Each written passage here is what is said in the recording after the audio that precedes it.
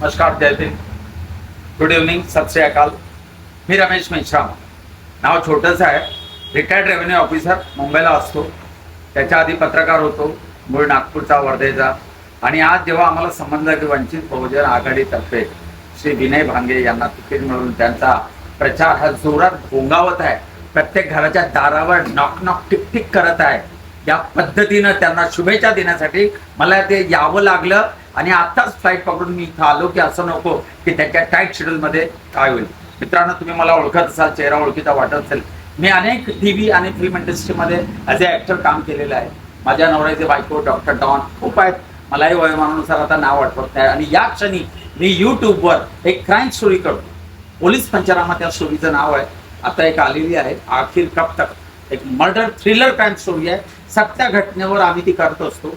तुम्ही जर युट्यूबवर बघितलं तर तुम्हाला समजेल. अँकरिंग मध्ये मी काम करतो. खूप सुंदर आहे, तुम्हाला मजा वाटेल. तुम्हाला विनय साहेब निवडून येणारच 100%. मी कुठल्या जातीचा, धर्माचा, पक्षाचा नो आयडिया, त्याच्यावर जाऊच नका. परंतु आपला माणूस एक यंगस्टर बदलवायचा आहे, काहीतरी बदल घडायचा आहे. तेच ते खूप झालं. समाज, धर्म, जात पात खूप झालं व काहीतरी बदल अपेक्षित आहे. तरुणांनो, तुम्ही पेटून उठा.